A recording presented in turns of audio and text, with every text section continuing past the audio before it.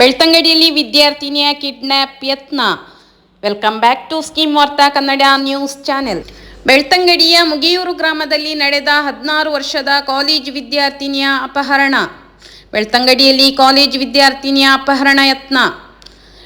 ಬೆಳ್ತಂಗಡಿ ತಾಲೂಕಿನಲ್ಲಿ ಸುದೇಮುಗಿಯೂರು ಗ್ರಾಮದ ಸಂತೆಕಟ್ಟೆ ಬಸ್ ನಿಲ್ದಾಣದಲ್ಲಿ ಬೆಳಿಗ್ಗೆ ಸುಮಾರು 8:30 ಸಮಯದಲ್ಲಿ ಈ ಘಟನೆ ನಡೆದಿದೆ.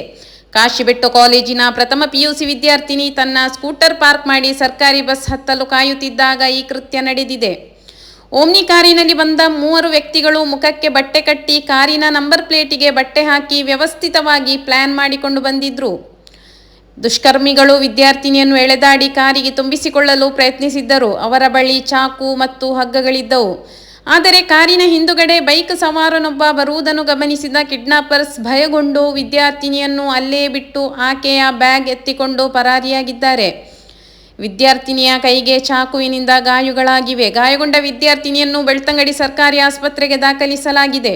ಬೆಳ್ತಂಗಡಿ ಪೊಲೀಸರು ಆಸ್ಪತ್ರೆಗೆ ಭೇಟಿ ನೀಡಿ ವಿದ್ಯಾರ್ಥಿನಿಯಿಂದ ಮಾಹಿತಿ ಪಡೆದು ತನಿಖೆ ಆರಂಭಿಸಿದ್ದಾರೆ. ಬೆಳ್ತಂಗಡಿ ಪೊಲೀಸ್ ಠಾಣಾ ವ್ಯಾಪ್ತಿಯಲ್ಲಿ ಕ್ರೈಂ ಚಟುವಟಿಕೆಗಳು ಹೆಚ್ಚಾಗುತ್ತಿವೆ ಎಂದು ಕಳವಳ ವ್ಯಕ್ತಪಡಿಸಿದ್ದಾರೆ. ಸಾರ್ವಜನಿಕರು ಮತ್ತು ಸ್ಥಳೀಯ ಆಡಳಿತ ಇಂತಹ ಘಟನೆಗಳ ವಿರುದ್ಧ ಧ್ವನಿ ಎತ್ತಬೇಕಾಗಿದೆ. ಈ ಪ್ರಕರಣವು ಇಡೀ ಬೆಳ್ತಂಗಡಿ ತಾಲೂಕನ್ನೇ ಬೆಚ್ಚಿ ಬೀಳಿಸಿದೆ. ನಿರಂತರ ಸುದ್ದಿಗಾಗಿ ಸ್ಕೀಮ್ ವಾರ್ತಾ ಕನ್ನಡ ನ್ಯೂಸ್ ಚಾನೆಲ್ನೊಂದಿಗೆ ಕೈ ಜೋಡಿಸಿ.